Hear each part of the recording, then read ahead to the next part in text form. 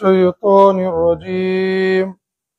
بسم الله الرحمن الرحيم. وما أبرئ نفسي إن النفس لأمارة بالسوء إلا ما رحم ربي. صدق الله العظيم وصدق رسوله النبي الكريم ونحن على ذلك لمن الشاهدين والشاكرين برحمتك يا أرحم الراحمين. اللهم صل على محمد وعلى آل محمد كما صليت على إبراهيم وعلى آل إبراهيم إنك حميد مجيد. اللهم بارك على محمد وعلى آل محمد كما باركت على إبراهيم وعلى آل إبراهيم إنك حميد مجيد. گزشتہ کل 12ویں پارے کے خلاصے کے آخر پر حضرت یوسف علیہ السلام کو جب عزیز مصر نے جیل سے بلایا، حضرت یوسف علیہ السلام نے داعی سے کہا کہ پہلے ان عورتوں کا حال معلوم کر لو جنہوں نے مجھ پر یہ الزام لگائے تھے۔ عورتوں نے اپنی غلطی کا اعتراف کیا اور حضرت یوسف علیہ السلام کی پاک دامنی کا اعلان کیا۔ اس پر حضرت یوسف علیہ السلام نے فرمایا کہ میرا بچ جانا یہ کمال نہیں، یہ اللہ کا فضل ہے، اس لیے کہ ہر بندے کا نفس یہ اس کو برائی کی دعوت دیتا ہے۔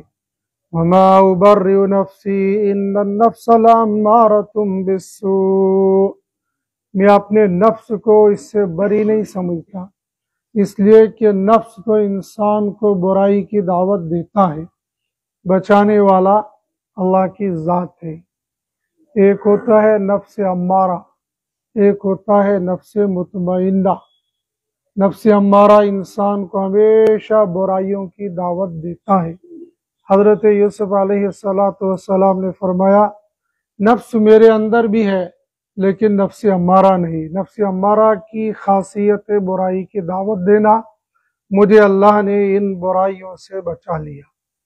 اب جب حضرت یوسف علیہ السلام عزیز مصر کے دربار میں پہنچ گئے تو قاصد نے تو پہلے ہی خواب کی تعبیر سنا دی تھی، مگر بادشاہ نے خود براہ راست اس خواب کی تعبیر کو سننا چاہا، تو یوسف علیہ السلام نے دوبارہ وہ خواب کی تعبیر بتا دی۔ عزیز مصر نے کہا پریشانی تو تم نے بتا دی، پریشانی کا حل بھی بتا دیا، لیکن اس پریشانی کے بعد حل جو ہے، اس حل کو حل کرنے کے لیے بھی بندہ چاہیے۔ حل تو نظر آ رہا ہے لیکن اس حل کو حل کرنے کے لیے بندہ چاہیے۔ بندے کو جموں سے سری نگر پہنچنا ہے اور گاڑی موجود ہے، لیکن گاڑی کا اگر ڈرائیور نہیں ہوگا تو گاڑی کو کریں گے کیا؟ وہ تو پھر گاڑی ڈرائیور چاہیے۔ تو آپ جو بتا رہے ہو تو میری سمجھ میں تو نہیں آتا کہ میں اس کا حل نکال لوں گا، بتاؤ حل کیا ہے اس کا؟ حضرت یوسف علیہ السلام نے فرمایا اس کا حل بہت آسان ہے، اجعلنی خزائن الارض، یہ صلاحیت اللہ نے مجھے دی ہے، لہٰذا وزیر خزانہ مجھے بنا دو۔ حضرت یوسف علیہ السلام نے عہدے کی تلاش کر لی کہ مجھے عہدہ دے دو۔ یہاں سے مفسرین نے لکھا ہے اگر تم کو یہ لگے کہ کوئی عہدہ کسی نااہل کے پاس جا رہا ہے تو اس کو خود مطالبہ کرو، ورنہ عہدے کا مطالبہ کبھی نہیں کرنا چاہیے۔ ایمان والے کے لیے تو یہ روا ہی نہیں ہے وہ کسی عہدے کا مطالبہ کرے۔ اور پھر انسانیت میں، ایمان میں سب سے بڑا عہدہ ہے نبوت کا عہدہ۔ جب نبوت کا عہدہ مل جائے تو پھر یہ نیچے کے عہدے یہ کیا معنی رکھتے ہیں؟ حضرت یوسف علیہ السلام کو آگے چل کر نبوت کا عہدہ ملنے والا تھا، تو پھر یہ وزیر خزانہ والا عہدہ اس کی تو کوئی اہمیت نہیں تھی۔ لیکن حضرت یوسف علیہ السلام نے کہا اجعلنی خزائن الارض، آپ مجھے وزیر خزانہ بنا دو، اس لیے کہ وزیر خزانہ بننے پر بندے کو ایک تو امانت دار ہونا چاہیے، اور دوسرا اس کو خرچ کیسے کرنا ہے اس کا علم بھی چاہیے، اور یہ دونوں صفات میرے اندر موجود ہے۔ انی حفیظ علیم، میں اس کی حفاظت کرنا بھی جانتا ہوں اور اس کو تقسیم کرنا بھی جانتا ہوں، ورنہ تو آج کے وزیر خزانہ بھی ہے، امت تو لٹ رہی ہے اور پٹ رہی ہے، اور وزیر خزانہ اپنے گھر اور جیب بھر رہے ہیں۔ ایسے وزیر خزانہ بھی ہے جو اپنے آپ کو کہتے ہیں حضرت یوسف علیہ السلام چاہتے ہیں، خود ان کی ٹانگ کٹ جاتی ہے۔ یہ بندے کو ہمیشہ ذہن میں رکھنا چاہیے کہ اگر دوسرے بندے کے اندر مجھ سے اچھی صلاحیت ہے اور ان صلاحیتوں کو اگر بروئے کار لایا جائے گا، میرا نقصان نہیں ہوگا، میرا فائدہ ہوگا۔ اور یہ صحیح ہوتا ہے، جب بڑا چھوٹے کو عہدہ دے دیتا ہے تو چھوٹا اگر واقع عقل مند ہے تو پھر جس نے اس کو عہدہ دیا ہے یہ اس کی عزت احترام کرتا رہے گا، اور اگر یہ اس کا عزت اور احترام نہیں کرے گا پھر یہ چھوٹا اس کا اہل ہی نہیں تھا، پھر اس بڑے نے اس کو عہدہ دے کر غلطی کر لی ہے۔ حضرت یوسف علیہ السلام کے اندر سارے صفات موجود تھے۔ عزیز مصر سمجھ رہا تھا کہ ان کو عہدہ دینے میں مجھے نقصان نہیں، فائدہ ہوگا، لہذا آہستہ آہستہ پوری مملکت کا سربراہ ہی بنا دیا، بلکہ مصر کا بادشاہ ہی بنا دیا۔ اب وہ قحط سالی کا دور آ گیا، حضرت یوسف علیہ السلام نے انتظامات شروع کر دیے اور اعلان کیا اب جب قحط کا زمانہ آ گیا ہے اور ہم نے جو بیلنس سٹاک رکھا ہے اس سٹاک میں سے اب لوگوں کو دیا جائے گا تھوڑا تھوڑا کر کے، زیادہ دیں گے یہ ضائع کر دیں گے، اور جب تھوڑا تھوڑا دیں گے تو یہ اس کی قدر کریں گے۔ اس کی مثال اس زمانے کے اندر پانی کی ہے، جب گورنمنٹ پانی وقت کے اعتبار سے بھیجتی ہے تو گھر کے اندر بھی بندے پانی کا بہت اچھا استعمال کرتے ہیں، اور اگر پیچھے سے ٹوٹی کھلی ہوتی ہے تو اگلا بندہ بھی وضو کرنے کی جگہ پر نہانے کا پانی استعمال کر لیتا ہے، تو مشن کا پرواہ نہ کے چپانس بھی دن فری کا مال ہے چل رہا ہے۔ ایسے یہ ہوتا ہے کہ بھائی وقت کو نبھانے کے لیے تھوڑا تھوڑا دے دینے تو کام چل جائے گا۔ حضرت یوسف علیہ السلام نے کہا قحط کے زمانے اب تھوڑا تھوڑا دیا جائے گا۔ اب چونکہ یہ قحط کا زمانہ صرف اس خطے کے لیے نہیں تھا بلکہ پورے اس خطے کے لیے تھا، اس شہر کے لیے نہیں بلکہ پورے خطے کے لیے تھا، کنعان تک یہ قحط سالی پہنچ گئی۔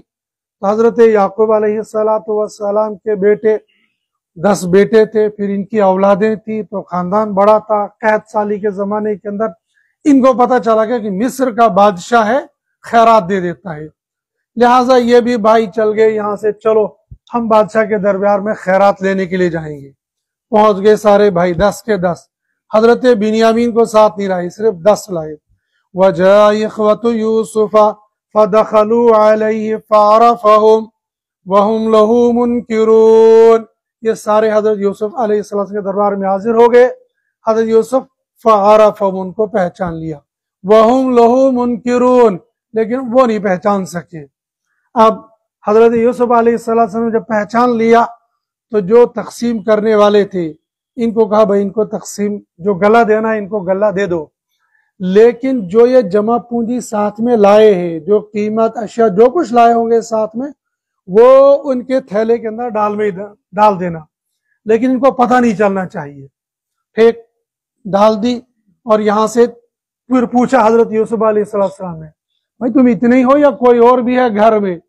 کہا بوڑھا باپ ہے اور ایک بھائی اور ہے۔ کہا دیکھو بوڑھے باپ کو تو میں کہہ نہیں سکوں گا، لیکن جو تمہارا بھائی ہے اس کو ساتھ لینا، اگر ساتھ نہیں لائے دوبارہ تو تم کو بھی نہیں ملے گا۔ ایک طرف سے خوش ہو گئے کہ بھائی دوبارہ پھر آنے کی بادشاہ نے خود ہی دعوت دے دی، مرتا کیا نہیں کرتا، اگر اس کو 1 کلو مل جائے اور دوبارہ ڈیلر کہے کہ بھائی اسی مہینے میں 1 کلو اور دے دوں گا لیکن شرط ہے میرا کام کر لینا، کہتا دوست نا رات کرن بچوں 1 کلو راشن چونکہ اور فری میں ملنے والا ہے، تو یہ بھی خوش ہو گئے، کہنے لگے کیوں نہیں، بنیامین کو ہم لے آئیں گے ساتھ میں۔ پہنچ گئے گھر۔ فَلَمَّا رَجَعُوا إِلَىٰ أَبِيهِمْ قَالُوا يَا أَبَانَا مُنِعَ مِنَّا الْكَيْلُ۔ ابا حضور ہم آج تو لے کر آئے ہیں لیکن آئندہ کے لیے شرط لگا دی ہے۔ کہا دوبارہ گلہ والا ملنے والا نہیں ہے۔ کہا کیوں؟ اس لیے کہ اس نے کہا فَأَرْسِلْ مَعَنَا أَخَانَا، انہوں نے شرط لگائی ہے کہ اپنے بھائی کو بھی ساتھ لینا۔ اچھا جو پہلے کیا تھا اب بھی تم میرے ساتھ وہی کرنا چاہ رہے ہو؟ اور ساتھ میں چونکہ ان کو اپنے کرتوت یاد آ رہے تھے، کہنے کا وَإِنَّا لَهُ لَحَافِظُونَ، اب ڈرنے کی ضرورت نہیں ہے، ہم اس کی پوری حفاظت کریں گے۔ حضرت یعقوب علیہ السلام هَلْ آمَنُكُمْ كَمَا آمِنْتُكُمْ مِنْ قَبْلِ، جیسے میں نے تم پر بھروسہ پہلے کیا تھا اب بھی تم پر ایسا ہی بھروسہ کر لوں گا؟ ایسا نہیں ہو سکتا ہے۔ ہاں تم پکا سچا وعدہ کر لو میرے ساتھ تو پھر ان کو ساتھ میں بھیجنے کے بارے میں تم کو سوچ سکتا ہوں۔ خیر انہیں پکا سچا وعدہ کر لیا کہ ہم ایسی کوئی بات نہیں ہوگی، ہم پورا وعدہ کر لیں گے۔ حضرت یوسف علیہ السلام کو دو تین خدشات تھے ذہن کے اندر۔ انسانیت ہونے کے ناطے سے انسان کے ذہن کے اندر دنیا کے خدشات آتے ہیں۔ حضرت یعقوب علیہ السلام نبی ہونے کے باوجود انسان تو تھے، اس لیے سوچا جب یہ مصر کے اندر داخل ہو جائیں گے تو بندش بھی کچھ کرنی چاہیے، اس لیے یعقوب علیہ السلام نے پہلے کہا لا تدخلوا من باب واحد، جب مصر کے اندر جانا ہوگا تو 10 کے 10 ہٹے کٹے جوان جب تم جاؤ گے، خوبصورت بھی ہوں گے، سب کچھ ہوں گے، ایک دروازے سے جاؤ گے تو لوگ زبردست ہے، پرسنالٹی زبردست بنے انسان، بندے کو دیکھتے ہیں نا جب سوٹ بوٹ دیکھتے تو خوبصورت سندر چک سے لگن۔ اسلام نے یہ نہیں کہا اگر تم کو کوئی سندر نظر آ جائے، اب کو تم کو خوبصورت نظر آ جائے، کوئی بلڈنگ نظر آ جائے تم کو ماشاء اللہ، جب کسی خوبصورت ہٹے کٹے جوان کو کہو گے آہا کرنے سے نظر لگ جائے گی، اور جب کہو گے ماشاء اللہ تو ماشاء اللہ کرنے سے اس پر نظر نہیں لگے گی۔ اور ایسا ہمارے ساتھ بہت ہوتا ہے لیکن بدھی کام ہی نہیں کرتی ہے۔ گھر میں چھوٹے بچے ہوتے نا دنا گلا پوش چھوٹے بچے کو کبھی ادھر سے چوما کبھی ادھر سے وہ یعنی جگروک ٹوکر زنچک چاند ہون لوٹ ہون وہ سب کچھ کہتے اس کو نظر لگ جاتی ہے، پھر وہ چیخنا چلانا رونا دہڑنا یا نہیں منحوس یہ پڑوسین یہ منحوس ہے نا پھلے نہیں ہمیں جسس نظر وہ بیچاری کا کچھ بھی نہیں، یہ قصور تیرا ہی ہے، تو نے جو کہا تھا سوندر ہون تو اس بیچاری کو کچھ بھی نہیں، تو نے ساتھ میں ماشاءاللہ نہیں کہا تھا لہذا تیری ہی نظر لگ گئی۔ ہمیشہ جب کسی اچھی چیز کو دیکھو تو ماشاءاللہ کہو، کسی کی بلڈنگ دیکھو تو ماشاءاللہ کہو، کسی کی گاڑی دیکھو تو ماشاءاللہ کہو، اور کسی خوبصورت ہٹے کٹے جوان کو دیکھو تو ماشاءاللہ کہو۔ اور کبھی کبھی تو بڈھا بالکل سر سے پیر تک بال سفید ہوتے ہیں لیکن اللہ نے ہمت طاقت ایسی دی ہوتی ہے تو بائک آسن اتنا چلا جیسے 20 سال کا جوان چلا رہا ہوتا ہے، تو کہتے ہیں سچے سوینی ہم سے دوبارہ واپس بھی خاندر کرو، تو وہ بیچارہ بڈھا ہوتا ہے تو کبھی ایسی نظر لگ جاتی ہے بس وہیں ڈھیٹ ہو جاتا ہے۔ اور انسان کو ہمیشہ حوصلہ دینا چاہیے، بزدلی والے باتیں کبھی نہیں کرنی چاہیے، اور نظر حق ہے، حدیث کے اندر العین حق، نظر حق ہے، اور ہمارے استاد نے فرمایا تھا کہ یہ نظر ایک ایسی بری چیز ہے اگر ہرے بھرے درخت پر پڑ جائے بری نظر وہ جل کر خاک بنا کر اس کو نیچے اتار دیتی ہے۔ اس لیے ہمیشہ کہا جب دیکھو ماشاء اللہ کو، حضرت یعقوب علیہ السلام کو بھی یہ خدشہ ہو گیا کہیں کو نظر نہ لگ جائے، اس لیے پہلے ان کو رائے دے دی لا تدخلوا من باب واحد، تم ایک دروازے سے داخل مت ہونا، وادخلوا من ابواب متفرقہ، الگ الگ، دو ادھر سے دو ادھر سے دو ادھر سے، پھر اندر جا کر سارے مل جانا بادشاہ کے پاس، لیکن پہلے تم اندر ایک ایک داخل ہو جانا۔ چنانچہ ایسا ہی کیا انہوں نے، اور حضرت یعقوب علیہ السلام نے فرمایا یہ کوئی اللہ کا فیصلہ نہیں ہے، یہ تو بس میرے دل کی ایک رائے ہے، اور پس منظر مفسرین نے یہی لکھا تھا کہیں ان کو نظر نہ لگ جائے۔ جب وہاں پر پہنچ گئے وَلَمَّا دَخَلُوا عَلَى يُوسُفَ آوَى إِلَيْهِ أَخَاهُ قَالَ إِنِّي أَنَا أَخُوكَ فَلَا تَبْتَئِسْ بِمَا كَانُوا يَعْمَلُونَ، سب کو کہا تم یہاں بیٹھ جاؤ، تم یہاں بیٹھ جاؤ، تم یہاں بیٹھو، اور بنیامین کو پہچان لیا، ان کو کہا بھائی تم یہاں ادھر میرے پاس آ جاؤ۔ ایک تفسیری قول یہ ہے کہ ٹیبل لگا دیے تھے، 12 ٹیبل لگا دیے، اور 12 ٹیبلوں کے آمنے سامنے کرسیاں کہ بھائی ہر ٹیبل پر 2 سگے بھائی بیٹھیں گے۔ اب یہ 10 تو تھے سگے بھائی، 10 ٹیبل تو ٹھیک ہو گئے، اب 11واں ٹیبل یہ خالی رہ گیا تو اس میں بنیامین اکیلے بیٹھ گئے۔ کہا بھائی تم اکیلے کیوں بیٹھ گئے؟ کہا جی یہ سگے بھائی ہیں، یہ بیٹھ گئے، میں اکیلا ہی ہوں۔ کہا کیوں تمہارا کوئی بھائی نہیں؟ کہا ایک بھائی تھا وہ اس کو بھیڑیا کھا گیا تھا۔ کہا اچھا آج سے میں تمہارا بھائی ہو گیا، میں ساتھ میں بیٹھتا ہوں تمہاری، اور ساتھ میں بیٹھ گئے، کھانا وانا کھا گیا، اور پھر کان میں آہستہ سے کہا انا اخوک میں تیرا بھائی یوسف ہوں فلا تبتئس بما كانوا يعملون جو کچھ ان نے تیرے ساتھ کیا ہے گھبرانے کی ضرورت نہیں، لیکن اس بات کو بھی راز رکھ لینا، اس لیے کہ تجھے میں نے اپنے پاس ہی رکھ لینا، واپس بھیجنا نہیں ہے۔ تو اب بھائی کو تو بھائی مل گیا اور وہ 40 سال کے بعد مل رہا تھا آج، تو اس کو خوشی کا اندازہ کیا ہوگا، لیکن خوشی کو چھپا کے رکھا۔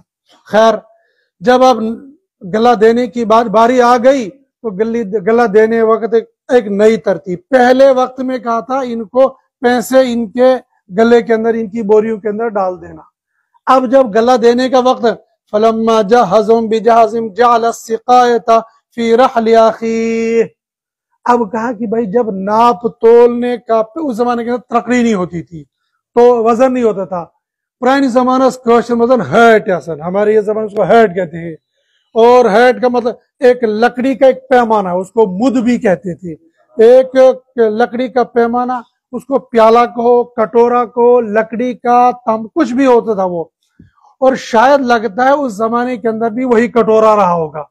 جب کہا کہ جب کٹورے سے تم اناج ادھر ڈالنے لگ جاؤ تو کٹورا بھی ساتھ میں اسی کے اندر ڈال دینا، چنانچہ انہوں نے ایسے ہی کیا۔ فلما جہزهم بجہزهم جعل السقایۃ فی رحل اخیہ، وہ پیالہ اسی بھائی بنیامین کے کجاوے کے اندر ڈال دیا، چل گئے یہاں سے، بتایا کچھ نہیں۔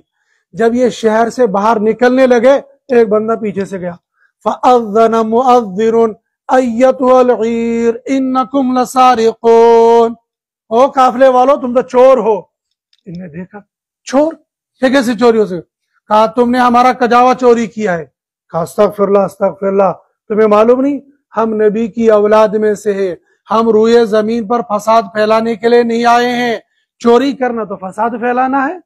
کہا اچھا اتنے بڑے سیانے ادھر پاک دامن بن رہے ہو، اگر پیالہ تمہارے یہاں سے نکلا تو کہنے لگا بہت خوشی سے تلاشی کر لو ہماری۔ کہا لیکن اگر نکل گیا تو سزا کیا، جس کے پاس ملے گا ہماری شریعت میں اس کو غلام بنانے لگے۔ کہا بہت اچھا، بس ٹھیک ہو، بس انہیں تلاشی لینی شروع کر دی، یہ فبدا بیاویت اخیہم، ان نے یہ تلاشی لینی شروع کر دی۔ جب اس کا نمبر آ گیا تو یہاں سے کجاوے میں سے وہ پیالہ نکال دیا، کہا یہ کیا ہے، تو یہ کیسے، ان کو تو وہم گمان میں بھی نہیں تھا کہ یہ کیسے ہو سکتا ہے۔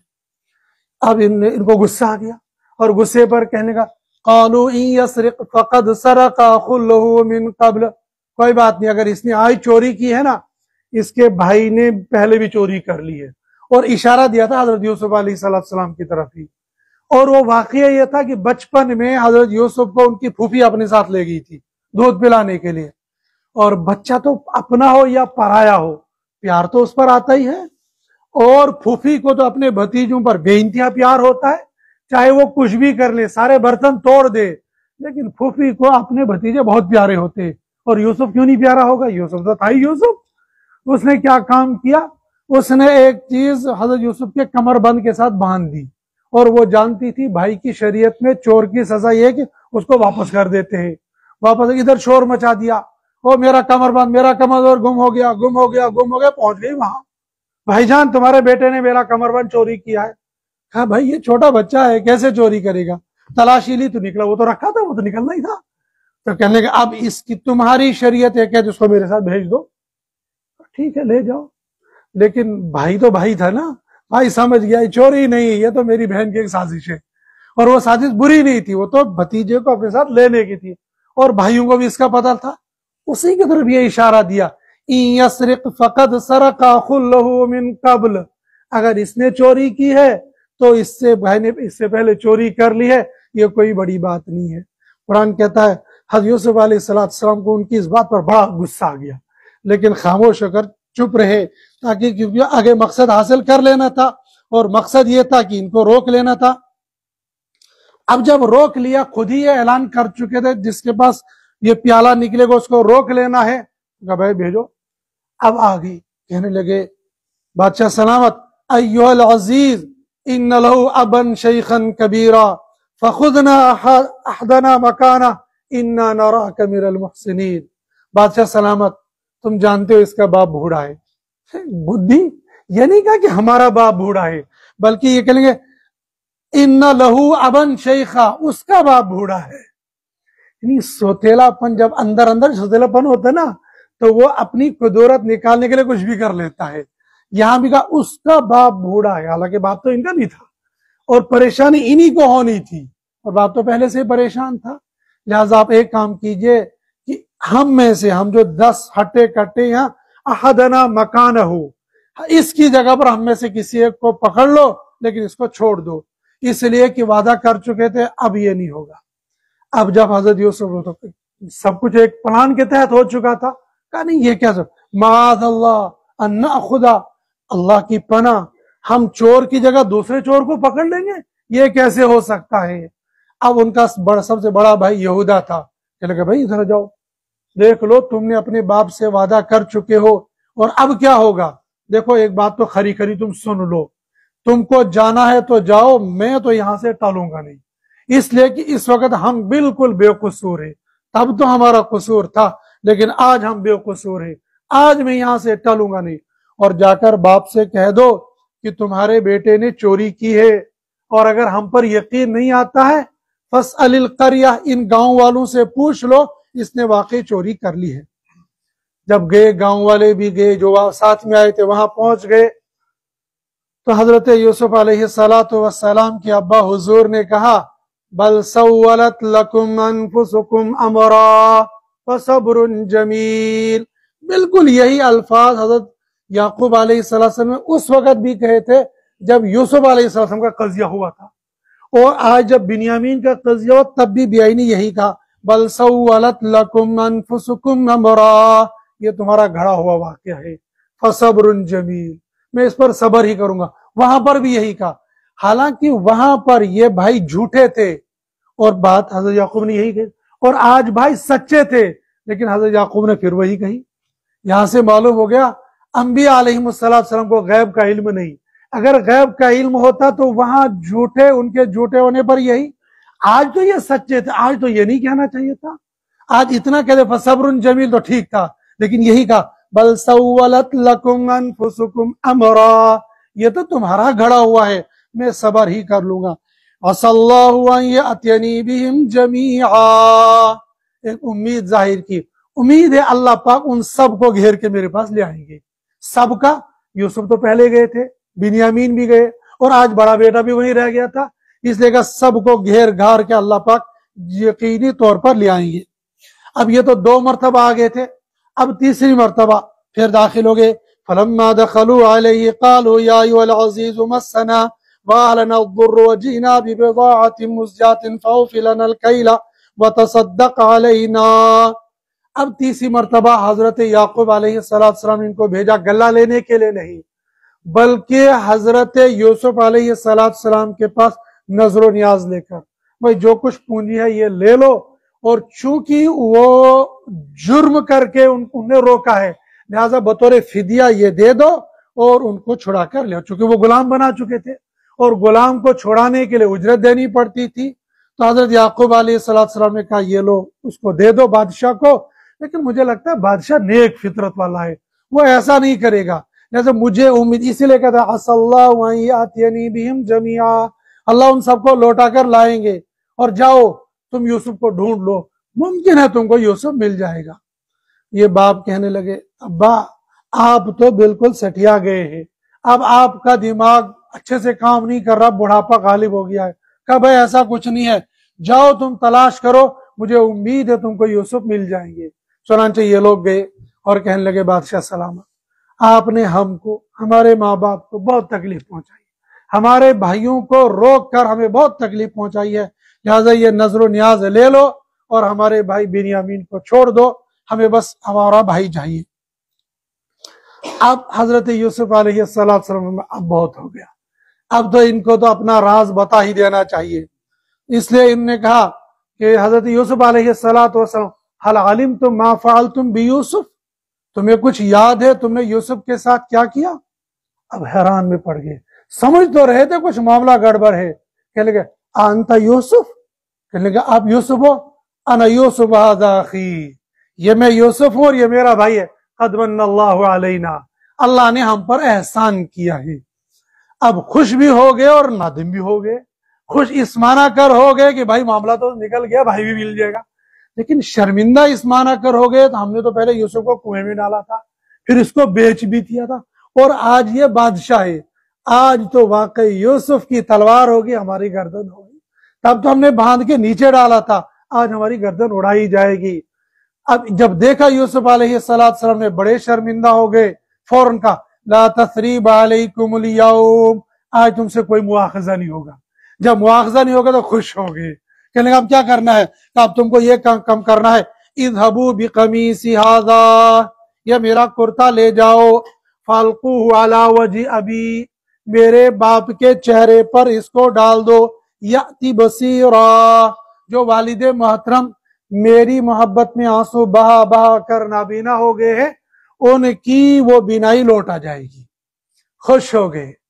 اب یہ یہاں سے چلے ہی نہیں تھے، ادھر حضرت یعقوب علیہ السلام نے کہنا شروع کر دیا بھائی مجھے یوسف کی خوشبو آ رہی ہے۔ جو پاس میں بیٹھے تھے کیا آپ کی باتیں کرتے ہیں، 40 سال ہو گئے یوسف کو مرے ہوئے، آج بھی یوسف کی باتیں کرتے ہو؟ کہنے لگے ہاں تم مجھے بیوقوف سمجھ رہے ہو، لیکن حقیقت حال یہی ہے کہ یوسف علیہ السلام زندہ ہے، لہذا وہ واپس آ جائیں گے۔ چنانچہ جب قافلہ وہاں پہنچ گیا اور والد کے چہرے پر ڈال دیا اور بینائی لوٹ کر آ گئی، کہیں گے یہ کیا؟ کہا یہ یوسف کا کرتا ہے، یوسف نے آپ کو دیا ہے اور ہم سب کو کنعان سے مصر بلایا ہے۔ کہا بہت اچھا۔ یہ قافلہ یہاں سے نکلا اور ایک قول کے مطابق 70 سال کے بعد مل رہے تھے اور ایک قول کے مطابق 40 سال کے بعد مل رہے تھے۔ اب جب یہاں مصر پہنچنا تھا، باپ کے جذبات ادھر، بیٹے کے جذبات ادھر، حضرت یوسف پورے لاؤ لشکر کے ساتھ اپنے باپ کے استقبال کے لیے مصر سے باہر نکلے، اور مصر سے باہر نکلنے کے بعد لایا اور تخت پر بٹھا دیا۔ فلما دخلوا علی یوسف آوی الیہ ابویہ، ایک تخت پر بٹھا دیا، اور تخت پر بٹھانے کے بعد یوسف علیہ السلام اپنے تخت پر بیٹھ گئے، اور حضرت یعقوب ان کی اہلیہ اور یہ 11 کے 11 بھائی خروا سجدا، یہ سارے کے سارے سجدے میں پڑ گئے۔ حضرت یوسف علیہ السلام نے کہا یا ابت ھذا تأویل رؤیای من قبل، یہ اس خواب کی تعبیر ہے جو میں نے پہلا دیکھا تھا، وہ جب دیکھا تھا انی رأیت 11 کوكبا والشمس والقمر رأیتهم لی ساجدین، ابا بچپن میں کہا تھا یہ ستارے چاند سورج سجدہ کر رہے، یہ اس خواب کی تعبیر ہے۔ کبھی کبھی میں نے کل عرض کیا تھا، کبھی کبھی خواب کی تعبیر بالکل صبح کی روشنی کی طرف واضح ہو جاتی ہے، اور کبھی کبھی خواب کی تعبیر وہ نہیں ہوتی ہے جو دیکھا ہے۔ معبرین نے لکھا ہے کہ اکثر و بیشتر جو بالکل تہجد کے ٹائم میں خواب دیکھا جاتا ہے وہ تقریباً صبح کو ویسے ہی ہوتا ہے جیسے اس نے خواب میں دیکھا ہے، لیکن یہ کوئی ضروری نہیں، اور اکثر و بیشتر اس وقت کے خواب سچے ہوتے ہیں۔ رات بھر کے خواب سچے اور جھوٹے دونوں ہو سکتے ہیں، یہ خیالات بھی ہو سکتے ہیں، لیکن صبح کے وقت کے خواب تقریباً سچے ہوتے ہیں۔ حضرت یوسف علیہ السلام نے بچپن میں خواب دیکھا تھا، آگے نبی بننے والے تھے، لہذا خواب بالکل سچا تھا۔ چونکہ بنی یہودیوں نے حضرت نبی کریم صلی اللہ علیہ وسلم سے یہ پوچھا تھا بتاؤ یہ بنی اسرائیل کنعان سے مصر کیسے آئے تھے، اللہ تبارک و تعالیٰ نے پوری سورت نازل کر دی اور اس کے بعد فرمایا ذالک من انباء الغیب نوحیہ الیک، یہ غیب کی خبریں ہیں جو ہم نے آپ کو وحی کی ہے، وما کنت لدیہم اذ اجمعوا امرہم وہم یمکرون، اور پیارے نبی صلی اللہ علیہ وسلم آپ اس وقت وہاں کنعان میں موجود نہیں تھے جب وہ حضرت یوسف کو کنویں میں ڈالنے کی، پھر وہاں سے نکالنے کی، پھر بادشاہ بننے کی، اور پھر ماں باپ کے یہاں آنے کی، اس سارے قضیے کے اندر آپ موجود نہیں تھے۔ خاص طور پر جب بھائی وہ تدبیر کر رہے تھے آپ وہاں پر موجود نہیں تھے، لہذا معلوم ہو گیا آپ پر جو قرآن اتر رہا ہے یہ قرآن سچا ہے، یہ آپ کی طرف سے نہیں بلکہ یہ اللہ کی طرف سے ہے۔ لَقَدْ كَانَ فِي قَصَصِهِمْ عِبْرَةٌ لِأُولِي الْأَلْبَابِ، یہ صرف قصہ اور کہانیاں اور داستان نہیں ہے بلکہ اس کے اندر بہت ساری عبرتیں ہیں، اور اگر غور بندہ کرے گا صرف قصہ نہیں ہے، اس میں تو اتنے تقریباً زندگی کا سارا نچوڑ، عام آدمی کی زندگی کی، بادشاہ والی زندگی کا بھی، اور نیکی والی زندگی کا بھی اور برائیوں والی زندگی کا بھی، اور پریشانی والی زندگی بھی اور خوشحال والی زندگی بھی، گویا پوری زندگی کا نچوڑ اس کے اندر بتا دیا ہے۔ بندہ اگر سورہ یوسف کو عبرت کی نگاہ سے پڑھے گا تو بہت کچھ ملے گا، اور خالی قصے کے لیے پڑھ لے گا تو خالی قصہ مل جائے گا۔ ہمیں تو قرآن ہمیشہ عبرت کے لیے پڑھنا چاہیے۔ یہاں پر سورہ یوسف مکمل ہوگی۔ اب آ رہی ہے سورہ رعد۔ سورہ رعد مکۃ المکرمہ میں نازل ہوئی ہے، اس میں 43 آیتیں 6 رکوع ہیں۔ چونکہ اس کے اندر کڑک اور بجلی کا تذکرہ ہے، اس لیے اس میں سورت کا نام رکھا سورۃ الرعد۔ اور چونکہ عام طور پر جو صورتیں حروف مقطعات سے شروع ہوتی ہے ان میں اللہ سبحانہ و تعالیٰ اکثر و بیشتر پہلے 3 مضمونوں کو بیان کرتے ہیں: توحید، رسالت، بعث بعد الموت، اور توحید کے اندر، رسالت کے اندر قرآن کی حقانیت کا تذکرہ بھی ہوتا ہے۔ لہذا اللہ نے فرمایا الف لام میم را تلک آیات الکتاب والذی انزل الیک من ربک الحق، یہ آیتیں، یہ کتاب، یہ اللہ کی طرف سے آپ کی طرف بھیجی گئی ہے اور یہ حق ہے، یہ سچ ہے۔ یہاں پر مفسرین نے یہ لکھا ہے کہ جس طریقے سے قرآن حق ہے، ایسے ہی حضرت نبی کریم صلی اللہ علیہ وسلم کی زبان مبارک سے نکلے ہوئے الفاظ بھی حق ہے، جن کو ہم حدیث کہتے ہیں۔ اور حق کا مطلب شریعت کی نظر میں ان کو لفظ کہتے ہیں حجت، کہ جیسے قرآن کا ماننا لازم ہے ایسے حدیث کا ماننا بھی لازم ہے۔ یہ بات مفسرین نے اس لیے لکھی ہے اور قرآن نے بیان کر دی ہے کہ دنیا کے اندر ایسے لوگ بھی موجود ہیں، ہیں اور آئندہ بھی رہیں گے شاید، جو حدیثوں کا انکار کرتے۔ اس لیے قرآن نے بتا دیا کہ آپ کی بات بھی حق ہے، آپ پر اترنے والا قرآن بھی حق ہے، اور آپ کی ذات بھی حق ہے۔ قرآن کو کہتے ہیں وحی متلو، اور احادیث مبارکہ کو کہتے ہیں وحی غیر متلو۔ متلو کہتے ہیں تلاوت کرنا، اور غیر متلو کہتے ہیں جن کی تلاوت نہیں ہوتی ہے۔ حدیث کی تلاوت صرف پڑھنے والے کرتے، لیکن قرآن کی تلاوت تو ہر بندے کو، ہر مسلمان کو کرنی چاہیے، جس سے ہم مسلمان بہت زیادہ غافل ہوتے ہیں۔ رمضان میں قدر تلاوت کرتے ہیں، لیکن غیر رمضان میں بھی قرآن کی تلاوت کا معمول ہونا چاہیے۔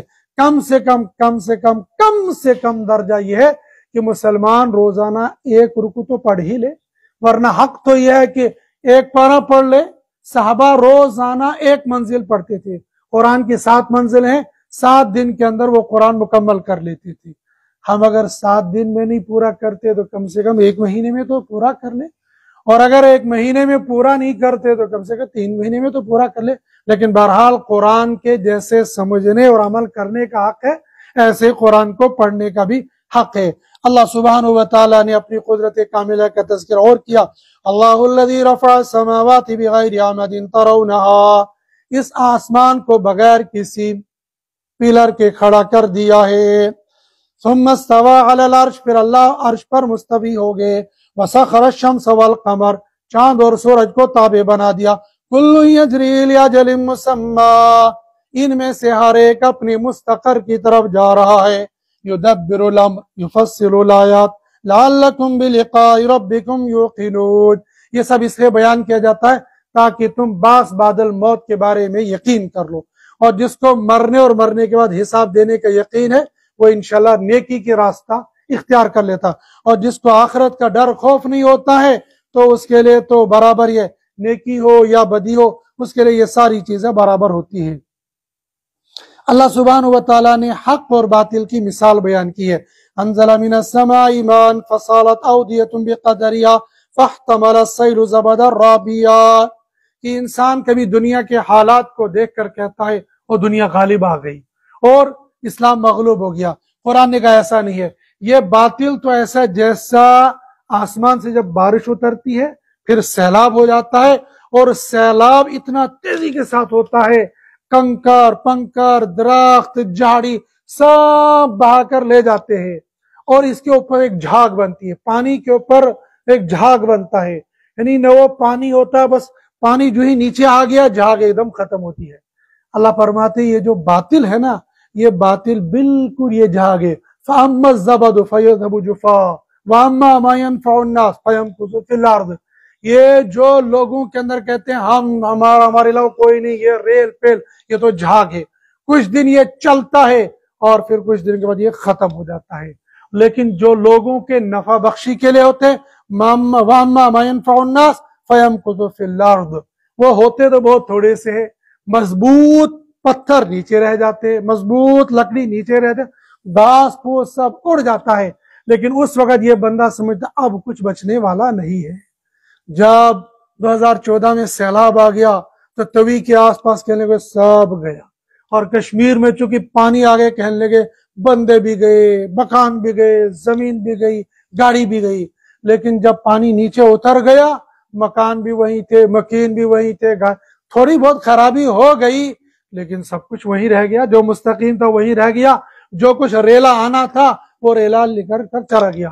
اللہ پاک یہ مثالیں اس لیے دے رہے ہیں کہ بھائی دیکھو، کبھی کبھی اسلام کو مٹانے کے لیے تیز ہوائیں چلتی ہے، کیا اب اسلام مٹا کہ تب اسلام مٹا؟ جب تاتاریوں نے پوری دنیا پر قبضہ کرنے کے لیے بغداد پہنچے تھے، اور جس مسجد کے اندر امام بخاری رحمۃ اللہ علیہ درس دیا کرتے تھے، اس منبر پر کھڑے ہو کر کہنے لگے، تاتاری ہلاکو خان کہنے لگا، او مسلمانوں، آسمان والے نے ہم کو تم پر قہر بنا کر بھیجا ہے، اب تمہارے مکہ اور مدینہ کو بھی کوئی بچانے والا نہیں ہے۔ ایک دن کے اندر تقریباً 17 لاکھ لوگوں کو ایک دن میں شہید کر لیا تھا، اور یہ سب چائنا والی قوم نکل کر آ گئی تھی، یہ سارے خان ہلاکو فلاکو خان چنگیز خان یہ سب آ گئے تھے، اور سب نے یہ کہا تھا کہ اب تو اسلام مٹ جائے گا۔ بظاہر یہ لگ رہا تھا اب بغداد جیسی، عراق جیسی، جہاں پر بخاری اور ترمذی لکھی گئی تھی، جہاں دین کی اسلام کی بنیادیں مضبوط تھی، جب وہی ملک نہ رہے تو پھر اسلام کیسے رہے گا؟ لیکن اللہ نے کہا یہ سب جھاگ ہے، یہ سب جھاڑ پھونک ہے، وقتی طور پر ریلا آئے گا اور پھر کچھ دنوں کے بعد یہ سب ختم ہو جائے گا، یہ باقی رہنے والے نہیں ہے، باقی تو بس صرف اللہ کی ذات رہے گی۔ اور یہ تو لوگ کہتے ہیں کہ نبی جی آپ جو قرآن پیش کر رہے ہو یہ قرآن کچھ نہیں ہے، وَيَقُولُ الَّذِينَ كَفَرُوا لَسْتَ مُرْسَلًا، آپ نبی بھی نہیں ہو اور آپ پہ اترنے والا یہ قرآن بھی صحیح نہیں ہے۔ اللہ فرماتے کفا باللہ شہیدا بینی و بینکم من عنده علم الکتاب، یہ نبی کو کہا جا رہا ہے لیکن امت کو تسلی دی جا رہی ہے، گھبرانے کی ضرورت نہیں ہے، اگر تم کامل ایمان والے ہو تو یہ تھوڑے سے حالات آ جائیں گے، کچھ دنوں کے بعد پھر تم ہی غالب آ جاؤ گے، اور تاریخ اس بات کو دہراتی رہتی ہے، کبھی اسلام مغلوب لیکن آخر پر اسلام غالب ہی ہوتا ہے۔ نبی صلی اللہ علیہ وسلم کو تسلی دی گئی ہے، گھبرانے کی کوئی ضرورت نہیں ہے، ہم آپ کو اور آپ کے دین کو غالب کر کے رہیں گے۔ یہاں پر سورہ رات مکمل ہو گئی، یہاں سے آگے سورہ ابراہیم۔ سورہ ابراہیم ہی مکہ المکرمہ میں نازل ہوئی، اس کے اندر 53 آیتیں ہیں اور 7 رکوع ہیں۔ اس کی ابتدا بھی اللہ سبحانہ و تعالیٰ نے حروف مقطعات الف لام را سے کی ہے، اور یہاں پر بھی قرآن کریم کی حقانیت کو بیان کیا۔ کتاب انزلناہ الیک لتخرج الناس من الظلمات الى النور باذن ربهم الى صراط العزیز الحمید۔ یہاں پر ایک اہم نقطہ بیان کیا گیا ہے کہ ظلمت سے نور کی طرف نکالنے والی چیز یہ کتاب ہے، کتاب انزلناہ الیک، یہ کتاب، اور کتاب سے مراد ہے قرآن، قرآن تم کو ظلمت سے نور کی طرف نکالے گا۔ اور ہم لوگوں نے کیا کیا؟ قرآن کے اندر معنوی تحریف کر لی اور کہا کہ تم کو ظلمت سے نور کی طرف نکالنے والا قرآن نہیں ہے بلکہ وہ ہے وہ ہے وہ ہے وہ ہے، جیسا کہ ہماری کتابوں کے لوگوں کے نیچے لکھا ہوتا ہے من الظلمات الی النور، وہ لوگوں پر وہ آیت لکھنے والا وہ صحیح نہیں اس نے کیا ہے۔ کیوں نہیں کیا ہے؟ وہاں سے مراد سکول اور کالج نہیں ہے، من الظلمات الی النور سے مراد تو خود اللہ نے بیان کیا کتاب انزلناہ، قرآن ہے، حدیث ہے۔ یہ ظلمت سے، یہ دنیا کی چیزیں، یہ فن ہے، یہ فنون ہے، اصل علم تو قرآن ہے، اور قرآن ہی ظلمت سے نور کی طرف نکالنے والی چیز ہے، اور نکالتے باذن اللہ، اللہ کے حکم سے۔ ورنہ دنیا کے اندر بہت سارے لوگ قرآن پڑھتے لیکن گمراہ ہو جاتے، یہود اور نصارہ بھی قرآن حدیث کو پڑھتے لیکن گمراہ ہو جاتے، لیکن جس کو اللہ ہدایت دے دے اس کو کوئی گمراہ نہیں کر سکتا ہے۔ پھر ان لوگوں نے اعتراض کیا، یا نبی اللہ، قرآن آپ پر عربی زبان کے اندر ہی کیوں نازل ہوا، کسی اور زبان کے اندر کیوں نہیں نازل ہو گیا؟ اللہ نے اس کا جواب دیا، وَمَا أَرْسَلْنَا مِن رَّسُولٍ إِلَّا بِلِسَانِ قَوْمِهِ لِيُبَيِّنَ لَهُمْ۔ یہ تو خالی ان کی بکواس تھی، ورنہ اگر عربی کے بجائے یہ عبرانی زبان میں نازل ہوتا تو پھر کہتے ہم تو عرب ہیں، ہم تو دوسری زبان جانتے نہیں ہیں، اس لیے کہ ہم تو باقی لوگوں کو اجمی کہتے ہیں، ہم کیسے مانیں گے؟ لیکن اللہ نے ایک معقول جواب دیا. معقول جواب یہ دے دیا کہ ہم نے جس نبی کو جس قوم کے اندر بھیجا ہے تو اسی قوم کی زبان میں ان کو ہدایت کرنی بھی سکھا دی. اگر کتاب آسمان سے کتاب آئی اسی زبان کے اندر، اور اگر آسمانی کتاب نہیں تھی خالی تبلیغ ان کو کرنا تھا تو اس نبی کو بھی وہی زبان دے دی، وہی ماحول دے دیا تاکہ اسی ماحول میں اسی زبان کے ذریعے سے ان لوگوں کو سمجھاتے رہیں. اور ہم نے فرمایا دیکھو ہم نے تم کو قرآن دیا، دین دیا، زندگی دی، ایمان دیا، یہ نعمتیں دی، ان پر اگر شکر کرو گے، اور شکر کی پہلی سیڑھی ہوتی ہے ایمان لانا، تو شکر کے نتیجے میں ہم بڑھائیں گے تمہاری نعمتوں کو. لَإِن شَكَرْتُمْ لَأَزِيدَنَّكُمْ وَلَئِن كَفَرْتُمْ إِنَّ عَذَابِي لَشَدِيدٌ. شکر کرو گے تو بڑھا دیں گے، ناشکری کرو گے چھین لیں گے، اور پھر دردناک عذاب بھی دے دیں گے. بندہ جب نعمت ہوتی ہے تو شکر نہیں کرتا ہے، جب نعمت چھن جاتی ہے پھر واویلا کرتا ہے، ہائے میں لٹ گیا، ہائے میں پٹ گیا.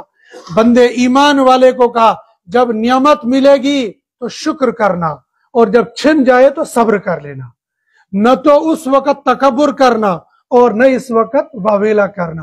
اس وقت خوشحالی میں شکر، ربا میرا نہیں ہے تیرا فضل ہے، ھذا من فضل ربی، یہ میری کمائی شمائی کچھ نہیں، یہ آپ کا فضل ہے. اور اگر خدا نخواستہ حالات آ جائیں، اے اللہ میرے ایمان کی سلامتی رکھنا، یہ دنیا کا مال و دولت آتا جاتا رہے گا، مجھے صبر دے، مجھے استقامت دے دی. صبر انسان کو صرف مرنے پر نہیں، مال کے چھیننے پر بھی دکھ ہوتا ہے، تکلیف پہ دکھ ہوتا ہے. ان دکھوں میں انسان کو صبر سے کام لینا ہے. اللہ فرماتے شکر کرو گے بڑھا دوں گا، نہ شکری کرو گے تو پھر تم سے یہ نعمت چھین لوں گا. اور ایمان کی مثال اللہ رب العزت نے یوں دی ہے، ضرب اللہ مثلا کلمۃ طیبۃ کشجرۃ طیبۃ اصلها ثابت وفرعها فی السماء. ایمان والے کی مثال ایک مضبوط درخت کی سی ہے، کھجور کے درخت سے مثال دی ہے کہ جیسے کھجور کا درخت تناور ہوتا ہے، اوپر تک جاتا ہے، پھر پھل دیتا ہے، اور پھل لوگوں کے لیے نفع بخش بن جاتا ہے. ایمان والے کا کام، ایمان کی مثال بھی ایسا ہی ہے، اس کا ایمان مضبوط، اور پھر یہ آگے بڑھتا چلا جاتا ہے، لیکن ذات کے لیے نہیں، لوگوں کے لیے. جب اس پر پھل آتا ہے، اس پر اخلاق کا پھل آتا ہے، اس پر اعمال کا پھل آتا ہے، اس پر دعوت کا پھل آتا ہے، اس پر لوگوں کے ساتھ غمخواری اور لوگوں کے ساتھ اچھا برتاؤ کرنے کا پھل آتا ہے، وہ لوگوں کے درمیان اس کو تقسیم کر لیتا ہے. اس کی مثال دی اللہ پاک نے.